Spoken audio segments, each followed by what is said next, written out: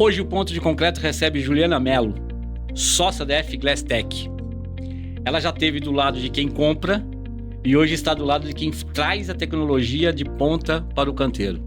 Obrigado, Juliana.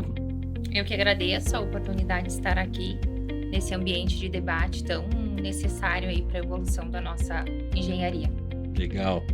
Juliana, como primeira pergunta, você passou uma década numa das maiores empresas, como a gente vai falar assim, máquinas de construir no Brasil. E como foi essa transição de executiva para empreendedora?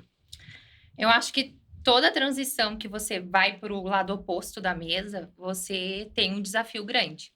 Mas, ao mesmo tempo, quando eu olho para a minha carreira, eu vejo que foi algo também muito natural. Então, vou compartilhar um pouquinho da minha trajetória. Eu comecei como estagiária lá no Rio Grande do Sul, ainda na Gafisa.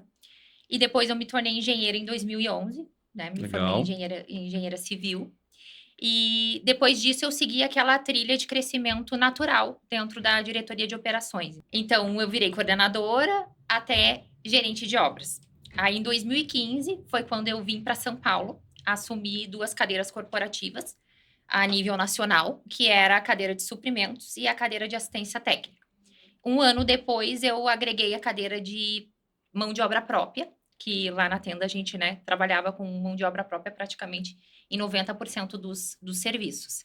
Depois disso, eu tive uma oportunidade, eu acho que quase que única, quando eu analisava as pessoas no meu entorno, de passar por várias áreas. Então, eu tive a oportunidade de tocar a área de projetos, planejamento e controle, logística, gestão de formas, orçamento, produtividade, segurança. Legal. Então, quando você tem essa oportunidade de cumprir tantos ciclos, chega um momento que você se pergunta: e o que mais? E eu acho que foi nesse momento que eu vislumbrei essa oportunidade de vivenciar um pouco o outro lado da mesa. Obviamente, existe uma mudança muito grande de mindset, porque você está numa estrutura totalmente organizada de uma grande companhia, aonde você fica recebendo a todo momento oportunidades de redução de custo, de soluções inovadoras. E quando você está do outro lado, você precisa criar um mercado. Então, você precisa criar um mercado, você precisa difundir um material. No nosso caso, a fibra de vidro ainda não estava normatizada no Brasil, então foi um desafio muito grande, mas hoje eu me sinto bem satisfeita aí com essa mudança. Legal, Juliana, legal. Trajetória vencedora de uma profissional gabaritada. Parabéns mesmo. Dentro dessa mudança e dessa vivência que você teve dessas várias áreas, como você recebia, e você recebia muitas promessas de materiais revolucionários, chegava para você muita coisa desse jeito.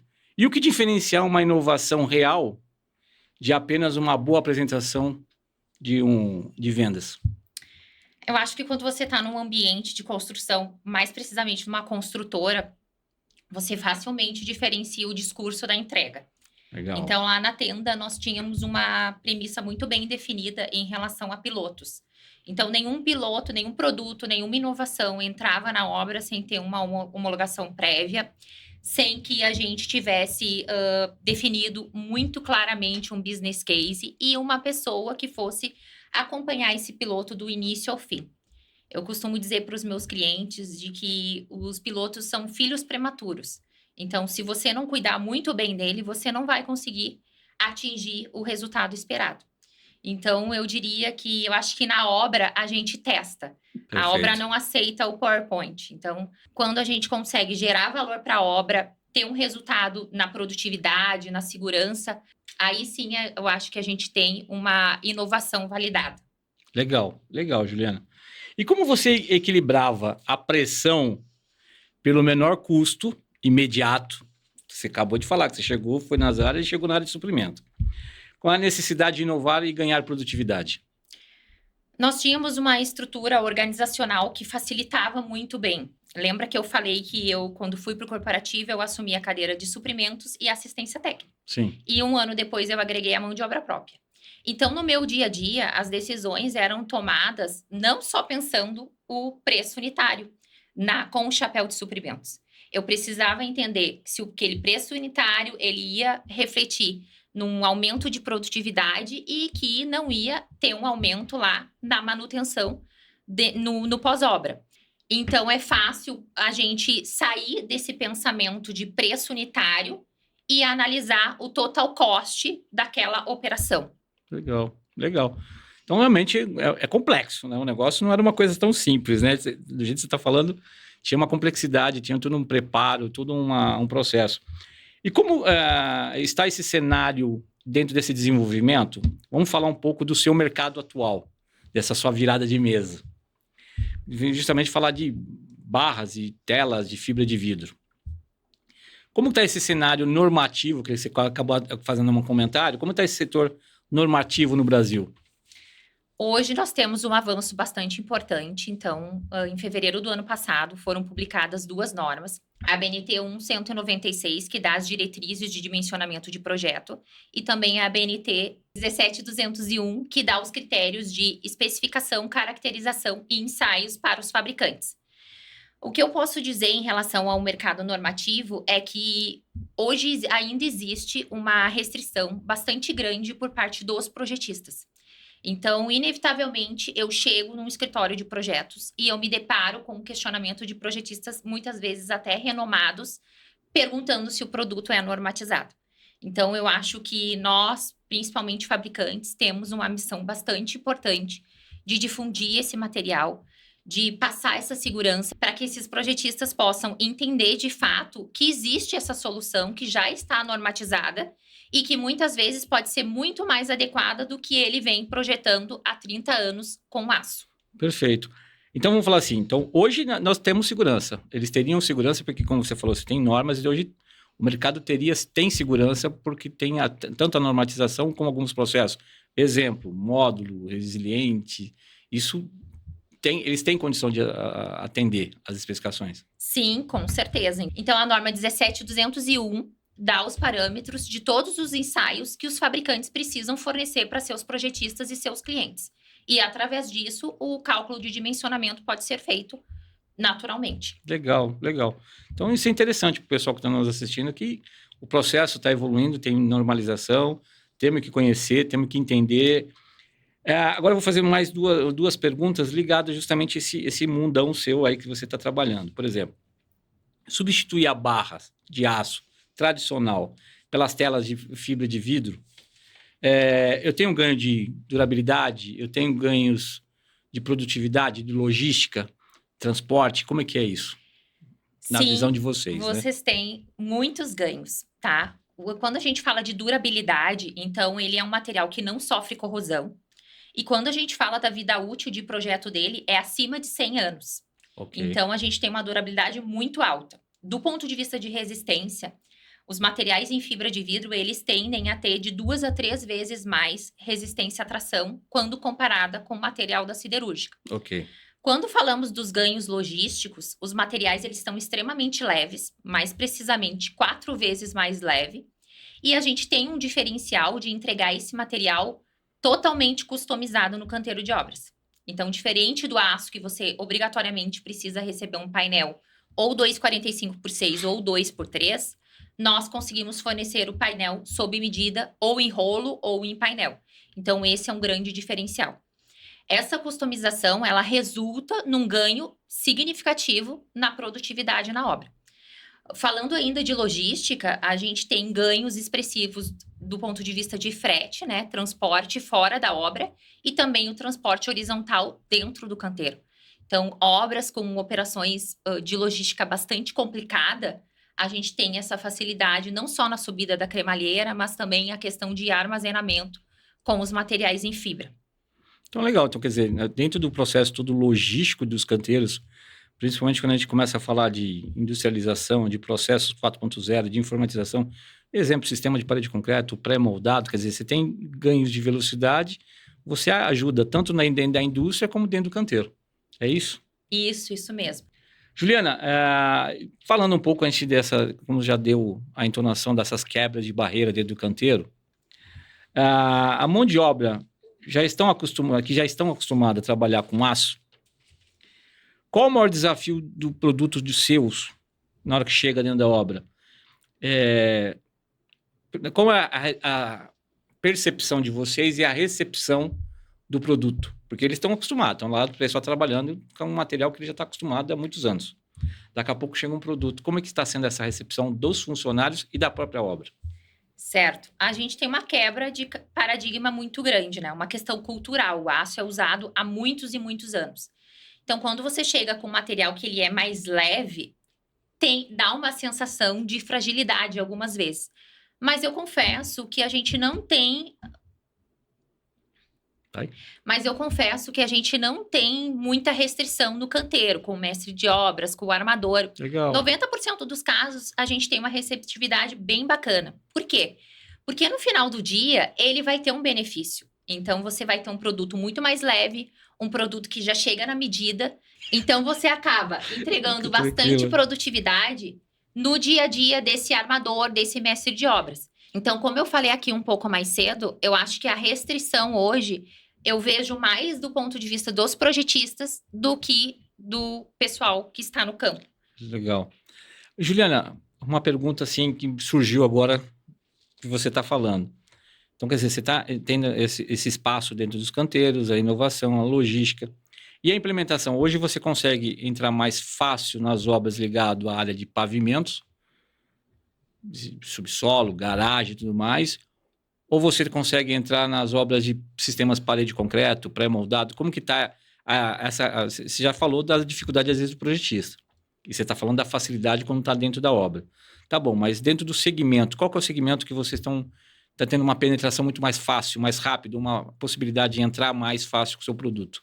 O primeiro segmento que nós começamos, antes mesmo da norma brasileira ser publicada, são os pisos apoiados sobre o solo. Então, Legal. A gente tem muitos clientes de subsolo.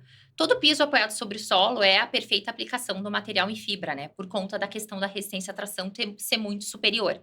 Atualmente, a gente tem desenvolvido os primeiros projetos para aplicação dos materiais em fibra, das telas de fibra de vidro, na parede de concreto. Então, eu diria que nesse ambiente do piso de subsolo, pavimento industrial, a gente já tem uma larga experiência e uma aplicação bastante consolidada. E, atualmente, a gente tem difundido aí as aplicações em parede de concreto, aumentado as aplicações em pré-moldados, lajes. Então, nós já temos uma aplicação bastante consolidada nos pisos industriais, pisos de subsolo. Os nossos clientes estão muito focados aí no segmento residencial. E hoje a gente tem desenvolvido os primeiros projetos na parede de concreto, uma forte expansão em pré-moldados, lajes, e sempre em regiões litorâneas, né? Onde a fibra de vidro melhor se adapta por conta da questão de não sofrer corrosão. Beleza, Juliana. Pô, perfeito. Isso aí vamos falar assim, isso que é interessante, a gente saber como que está posicionado, como que o mercado está tendo essa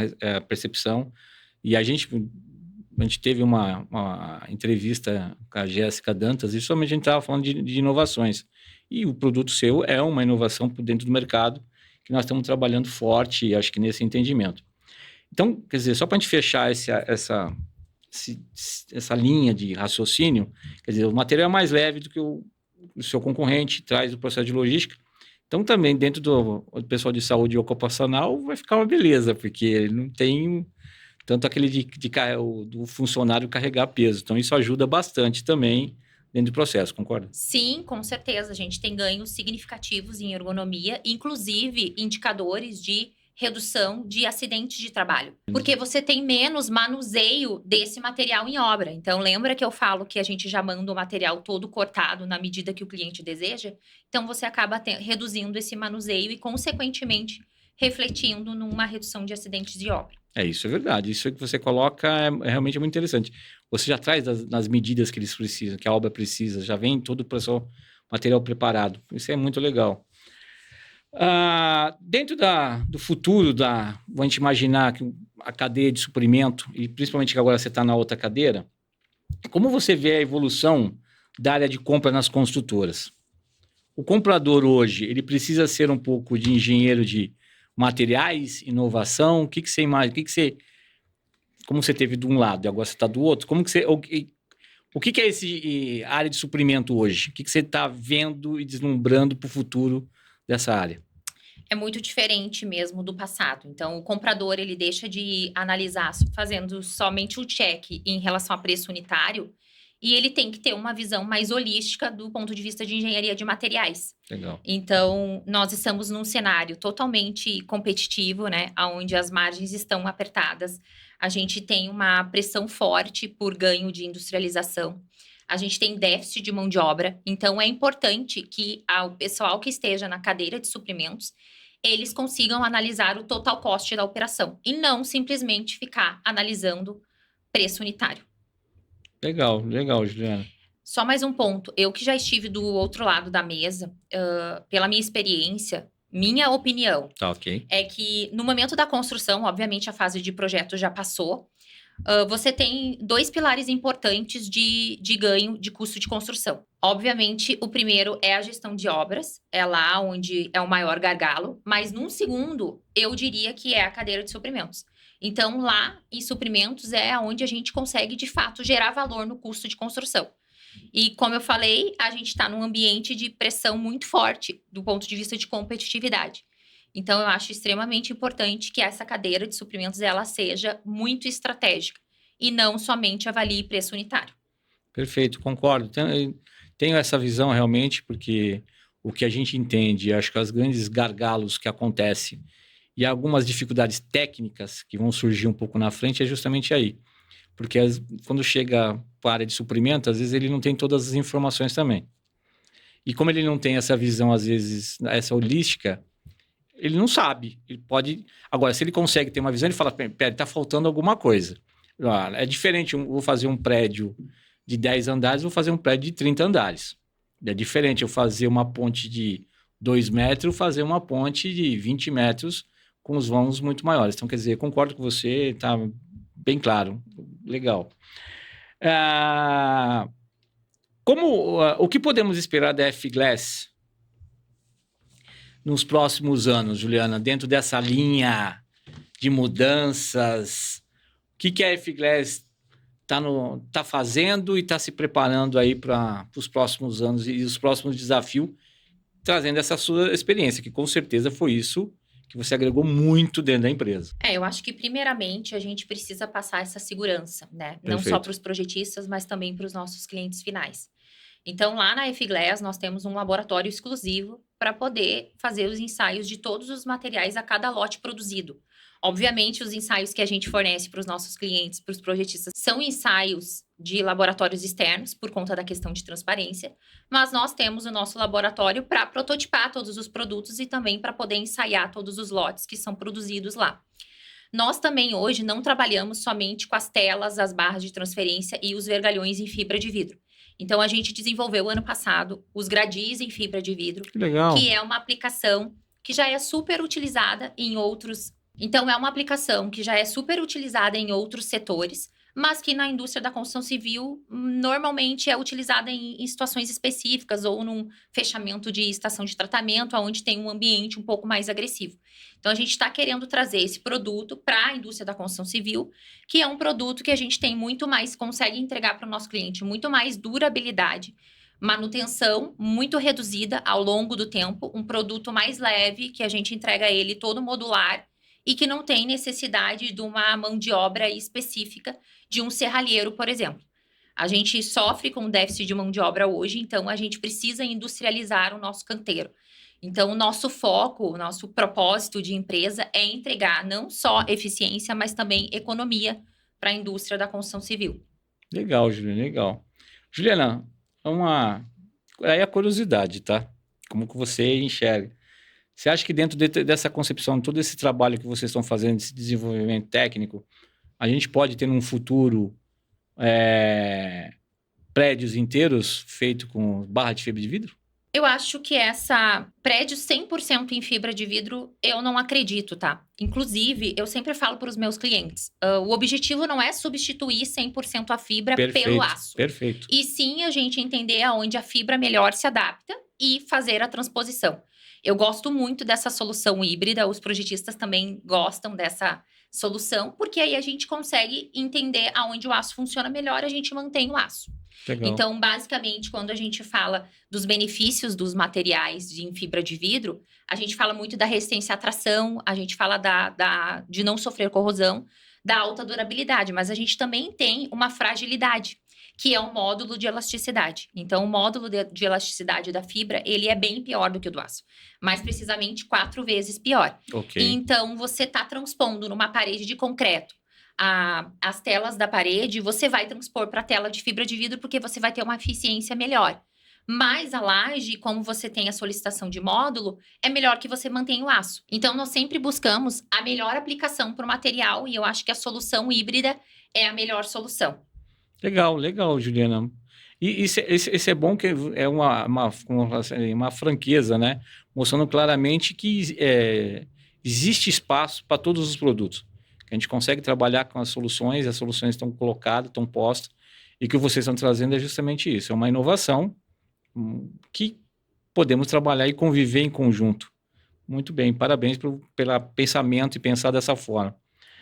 Juliana, para a gente direcionar já, para a gente indo já para os finalmente, para não deixar você muito nervosa, para o empresário que quer inovar, mas tem medo do risco, qual o seu recado para quem já teve dos dois lados da mesa?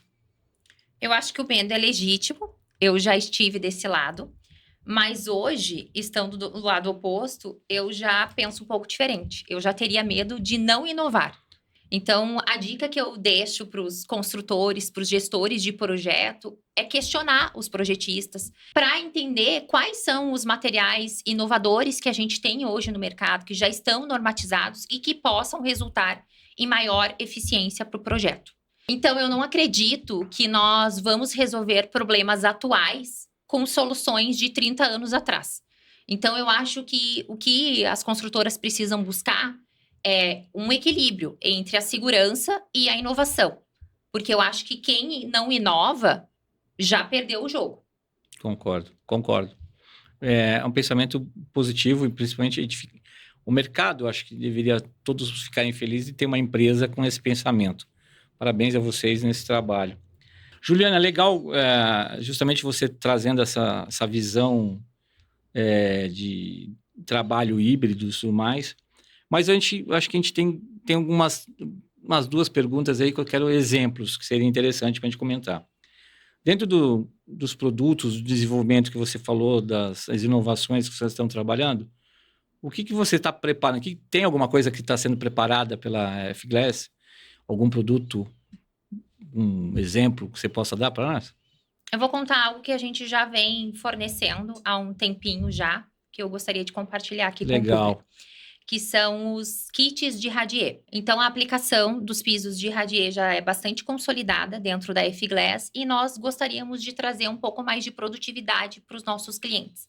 Foi aí que nós desenvolvemos os kits de radier. Então, via de regra, o nosso cliente já chega até nós com um projeto com dimensionamento no aço e nós precisamos fazer essa transposição para o material em fibra. Então, qual que é o modus operandi? Então, normalmente a gente traz um projetista parceiro para sentar na mesa com o nosso cliente. Então, nós começamos esse trabalho. Então, nós possibilitamos que o projetista desenvolva esse projeto com o melhor dimensionamento possível. Legal. Então, você acaba ganhando, primeiro em transpasse, porque a gente acaba produzindo telas diferente do padrão da siderúrgica. Então, a gente normalmente em radier faz telas de 8 metros, 8 metros e meio. Então, existe um ganho significativo em transpasse. A gente tem um ganho muito significativo em produtividade, porque esse radier ele vai todo com as telas já cortadas na medida. Então, vai chegar na obra, você vai abrir esse feixe e o armador vai fazer a montagem como se fosse um Lego. Então, o ganho de produtividade é muito grande. Os indicadores de redução de mão de obra chegam a 50% na utilização desse kit. Muita coisa, hein? Então, vamos lá, para a gente não perder. A gente ganha em transpasse, a gente ganha em produtividade, a gente ganha muitas vezes em dimensionamento. Então, lembra que eu falei que as telas são mais resistentes à tração do que o aço. Então, muitas vezes a gente consegue otimizar essa tela. Então. E, por último, e não menos importante, nós também ganhamos no preço unitário. Então, por último, a gente fala dos ganhos de preço unitário. Então, via de regra, a gente também tem esse ganho quando a gente compara com o preço do metro quadrado do material em aço. Legal. Juliana, no começo da nossa conversa, a gente falou desse mercado de redução de custos, que é o que você acabou de comentar agora novamente. Você teria outros exemplos de redução de custo, de produtividade? Eu teria o exemplo inverso, em que no momento da compra nós entendemos que seria uma redução de custo, no custo de construção, e que no final, talvez por uma análise não tão bem feita, a gente acabou tendo um aumento de custo. Então, eu acho que vale eu compartilhar aqui com vocês. Legal, fiquei curioso agora, hein? Então, lá na construtora, nós trabalhávamos com mão de obra própria e tínhamos um custo bastante expressivo de gastos com uniformes. Então, lá na construtora, nós trabalhávamos com mão de obra própria e tínhamos um gasto bastante expressivo com os uniformes dessa mão de obra. Eu não lembro se essa inovação ela veio de obra ou veio do próprio time de compras, mas nós entendemos, no business case teórico, nós teríamos uma redução. Legal. Foi aí que a gente partiu para essa transposição. O que era isso? A gente ia deixar de fazer essa reposição dos uniformes da mão de obra para contratar uma empresa que fosse especializada em higienização. Lá na conta teórica, nós teríamos uma redução até que significativa. Só que na prática não foi o que aconteceu. Eu lembro de discussões intermináveis em relação ao atendimento desses fornecedores. Nós construímos em vários estados, então era uma problemática generalizada. Nossa. Nós chegamos a perder concretagem, que isso era um horror. Essa é a parte mais absurda, né? Não pode parar uma concretagem. Exatamente. Por conta dessa inovação que talvez foi colocada na linha sem estar muito bem estruturada. Então, qual que foi a lição? Nós, naquele momento, lá na área de compras, entendemos que era o melhor processo possível. Mas, no final do dia, não foi o que aconteceu. Então, muitas vezes, o que a gente desenha na teoria, lá dentro do escritório, não se torna realidade na obra. Então, no final, como eu sempre digo, a obra testa. Não, legal, Juliana. Você vê que são esses exemplos que traz para a nossa realidade, né? O que está acontecendo nos canteiros, as obras, a inovação, as normas. Foi muito legal nesse sentido. Juliana, além do que nós já falamos, temos outros benefícios em utilizar o material em fibra? Sim, temos. Nós não falamos aqui do ponto de vista de sustentabilidade. Então, do ponto de vista de sustentabilidade, a cadeia da fibra de vidro é bem menos poluente do que a cadeia da siderúrgica. A gente tem indicadores de redução de emissão de CO2 de 43%, redução de consumo de energia elétrica de 68%, e os resíduos podem ser descartados 100% em lixo comum dentro do canteiro de obras. Além disso, a gente consegue entregar para os nossos clientes uma maior previsibilidade orçamentária. Então, eu lembro quando eu estava na cadeira de supply chain, a gente tinha muita dificuldade da questão de volatilidade de preços da siderúrgica. E aqui na F-Glass, nós temos essa possibilidade de trabalhar com tabelas congeladas para os nossos clientes. Então, via de regra, nós trabalhamos com tabelas com congelamentos de preços de até 6 meses, para os nossos clientes recorrentes. Então, isso traz uma maior previsibilidade orçamentária lá no planejamento da construtora.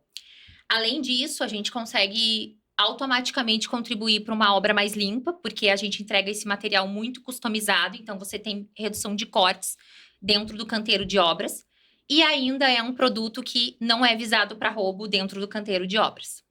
Legal. E realmente, a parte de pegada de carbono é uma coisa que a gente tem conversado com todos os outros entrevistados que nós tivemos aqui, que isso está pegando devagar no Brasil, porque ainda a lei agora saiu uma lei, mas ainda não está precificando o processo, mas o que você comentou realmente é o que vai pegar forte. E com esse produto a gente vai ter ganhos. Isso realmente é muito interessante. Juliana, foi um prazer recebê-la. Com uma visão tão prática de quem conhece o balcão de compras e agora lidera a frente tecnológica. Obrigado por estar aqui conosco. Eu gostaria de deixar um espaço para você, para deixar os seus recados finais e como que as pessoas podem encontrá-la, podem encontrar a empresa, como você pode estar falando aqui nessa câmera aqui direcionada a esse processo. Então, você construtor que está em busca de uma solução inovadora para o seu canteiro, não deixe de nos procurar. Estamos nas redes sociais, LinkedIn, Instagram. Temos a melhor solução para o seu canteiro. E para você que nos acompanhou, o recado é claro. A falta de inovação é o maior inimigo do seu lucro. Nos sigam nas redes sociais para continuar acompanhando as conversas que estão transformando a engenharia brasileira. Um abraço e até o próximo Ponto de Concreto.